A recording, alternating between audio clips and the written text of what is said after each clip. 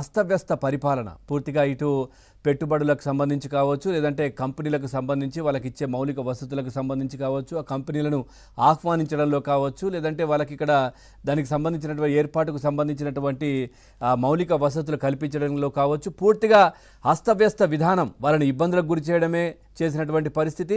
పూర్తిగా కంపెనీలన్నీ కూడా రాష్ట్రం నుంచి తరిమేసినటువంటి పరిస్థితి జగన్మోహన్ రెడ్డి దగ్గర కనిపించింది. అప్పుడు ఆయన అధికారంలో ఉన్నప్పుడు పూర్తిగా పెట్టుబడులు రాలేదు.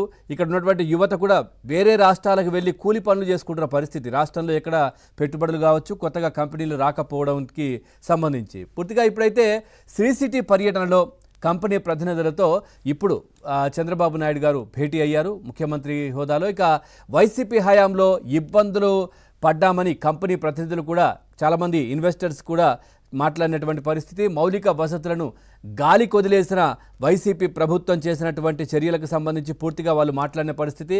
గత ప్రభుత్వ హయాంలో ఏపీ వదిలి చాలా కంపెనీలు కూడా వెళ్ళిపోయినటువంటి పరిస్థితి మనం చూసాం. గతంలో మనం చూడొచ్చు కియా కంపెనీ పూర్తిగా ఇక్కడ ఏర్పాటు చేయడం కావచ్చు, ఆ తర్వాత దాని అనుబంధ సంస్థలు కూడా ఏర్పాటుకు కార్యాచరణ జరుగుతున్న సమయంలో ఇటు జగన్మోహన్ రెడ్డి అండ్ బ్యాచ్ పూర్తిగా వాటిపైన పడ్డం.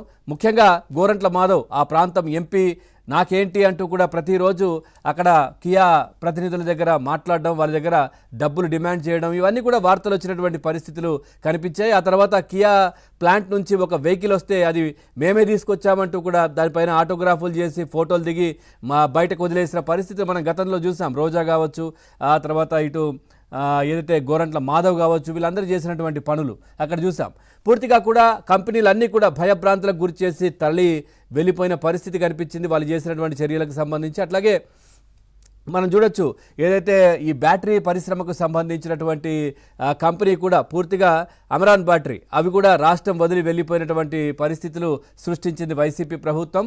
ఇక పూర్తిగా ఇప్పుడు కూటమి ప్రభుత్వం ఏర్పాటు నేపథ్యంలో రాష్ట్రానికి మళ్ళీ పునర్వైభవం రాబోతోంది అంటూ కూడా ప్రజలు కావచ్చు, యువత పెద్ద ఎత్తున కూడా మాట్లాడుకుంటున్న పరిస్థితి. ఏపీలో పెట్టుబడులు పెట్టేందుకు చాలా కంపెనీలు కూడా ముందుకు వస్తున్నటువంటి పరిస్థితి కనిపిస్తోంది. ఏపీలో ఏదో జరిగిపోతోంది అని మళ్ళీ ఇప్పుడు ఇక్కడ ఉన్నటువంటి వైసీపీ పార్టీ జగన్మోహన్ రెడ్డి ముఖ్యంగా రాష్ట్రంలో ఏదో జరిగిపోతోంది, శాంతి భద్రతలకు వికాసం కలుగుతోంది, ముందు మీరు కంపెనీ ప్రతినిధులు ఇక్కడ ఉన్నటువంటి ప్రజలతో మాట్లాడండి, దాడి జరిగినటువంటి ఇళ్ళకెళ్ళి మాట్లాడండి, ఏ విధంగా రాష్ట్రం జరుగుతోందో అంటూ వాళ్ళని భయభ్రాంతులకు గురి చేయడం ఏమీ జరగట్లేదు. నిజంగా చెప్పాలంటే జగన్మోహన్ రెడ్డి అండ్ బ్యాచే దాడులు చేస్తున్న పరిస్థితులు కనిపిస్తూ ఉన్నాయి. మొన్న కర్నూలులో చూసాం, ముగ్గురిని హత్య చేసిన పరిస్థితి.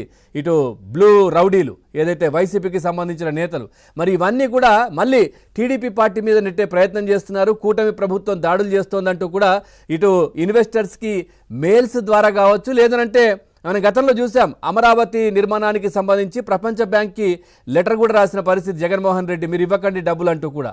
అంటే ఏ విధంగా రాష్ట్రాన్ని అడ్డుకున్నారో, రాష్ట్రం ఏ విధంగా డెవలప్ కాకుండా అడ్డుకున్న పరిస్థితి గతంలో జగన్మోహన్ రెడ్డి చేశారో మళ్ళీ ఇప్పుడు అదే పని చేస్తున్న పరిస్థితి.